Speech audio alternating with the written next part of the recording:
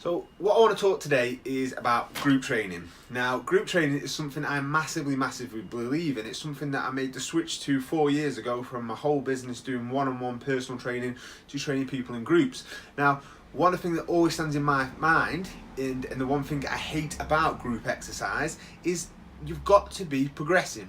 Now, if you are not progressing, then how can you expect to be doing the same thing over and over again and expect different results? Now that is absolutely insane, Albert Einstein quote. The thing is, most of us don't actually realise what we're doing. So we'll start this group exercise program. It's going really well. We've gone from the sofa to exercising regular.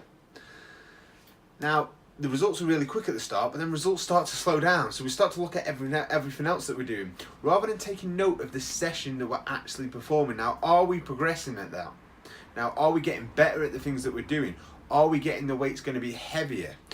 Are we, because if there's no progression, then I'm sorry, there's only so fast you're going to be able to do things. There's only so many push-ups you can do. There's only so many sit-ups you can do in the time frame that you've got available to you. So if you are not progressing through any sort of load, so weights that you're using in the session, then that is why your results are slowing down, because you're doing the same things and you're expecting different results, and it's just not going to happen. Now, I am massively passionate about group training. I think it is absolutely amazing, but if we are not seeing progress and we're not tracking progress, then that is why the results are stalling. Now that is the problem with group training, and that is what I've always got in my mind, and that is what I'm sort of on a mission to make sure that we change the way group training is done, so that people can actually continue with the results, and then they don't look around and get sort of blaming everything else around them, rather than looking at the fact that they're not actually progressing is because the exercise that they're doing is the same.